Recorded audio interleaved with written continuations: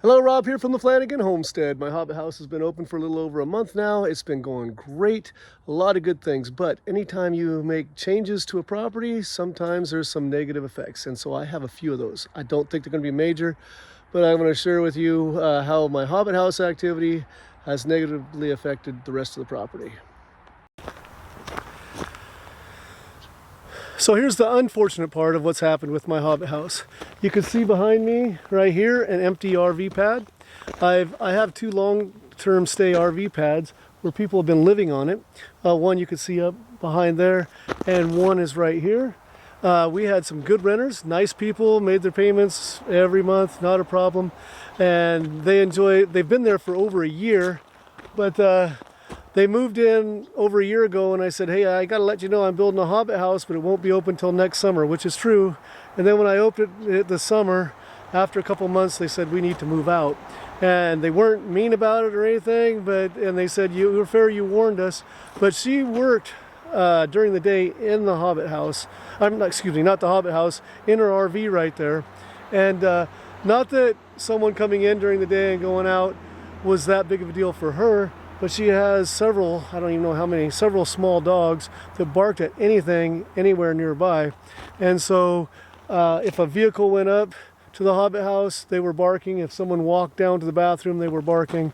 And they were barking a lot, and she's had to make important phone calls as she was managing a storage facility. And so if the dogs are barking all the time, she couldn't work from there. So they just decided they needed to move out. So I do have an opening. If I get someone that I'm really happy with for a long-term stay and wants to stay for a while, then I'll go ahead and rent it out. But I just decided to start listing it on hipcamp, just like I'm doing the Hobbit House. And I'm hoping that I can get nightly stays that will help pay for this. So for the month of September, we're going to see how the RV pad on hipcamp goes. And then if that doesn't go well, I'll start searching for a long-term stay.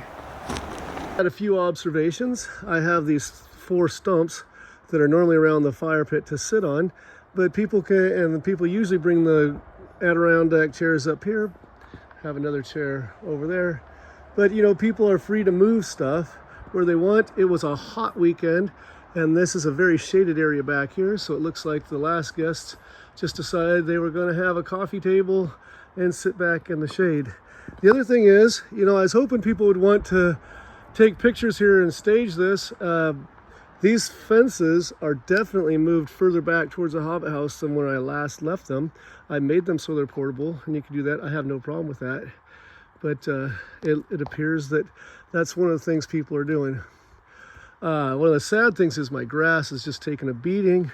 When there's someone here every day, I haven't been able to get the watering done. And the area back in the shade is doing well, area out here. And a lot of traffic areas getting beaten down. As I mentioned in the other video, this area around the fire pit, between the fire pit and the spool table, it's just completely beaten down, which is okay. It's just dusty right now, but the rainy season is coming, and I'm going to put more flagstone like this down around the fire pit and gravel so that I don't create a mud pit.